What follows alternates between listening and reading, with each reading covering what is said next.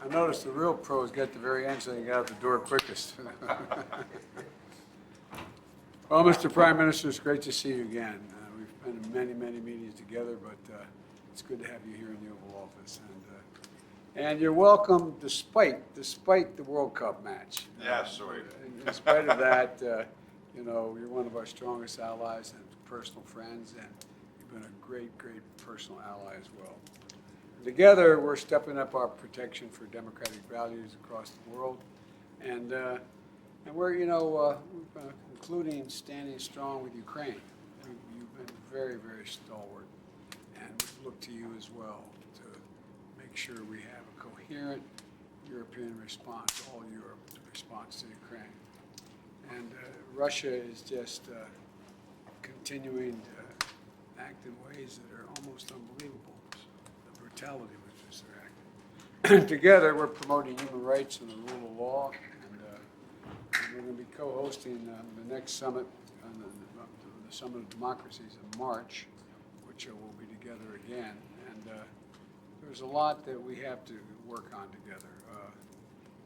Together, we're working on how to keep a free and open Indo-Pacific, and quite frankly, meet the challenges of China.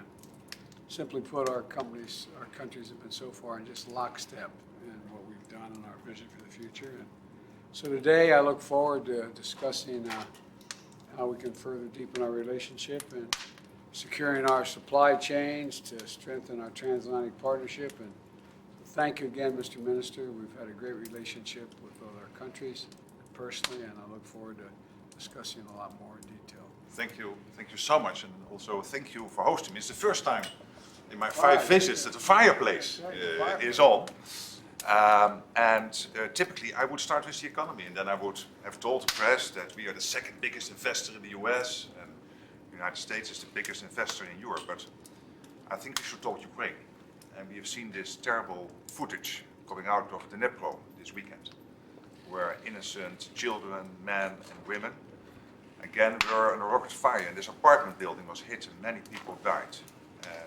These are horrible pictures, and I think it strengthens even more our resolve to stay with Ukraine, and I want to commend you personally and the United States for your leadership. I'm convinced that history will judge that in 2022, if the United States would not have stepped up like you did, that things would have been very different at the moment in the fight between Ukraine and Russian aggression. And we have decided to spend another $2.5 billion on helping the Ukraine war effort. If you compare this to the size of America, it will be over $50 billion. $50 billion.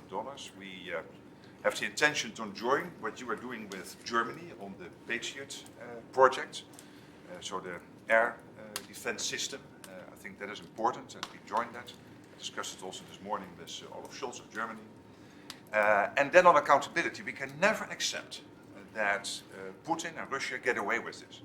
So accountability, to take them to court, to make sure that this all gets done also in a legal way is crucial, and I know that you and I are working on this. But again, your leadership, United States, you personally, has been crucial. So again, I want to thank you for that, and let's stay closely together this year, and hopefully things will move forward in a way which is acceptable for Ukraine. They've done so much, and this year will be important. So again, thank one you. of the things, if I just add very quickly, Europe continues to step up, respond to Russian actions. There's more to do, and we have to stay together. And it's been really, really, really important that you've been there every single step of the way. So thank you. Thank you. Sir, why didn't you tell us?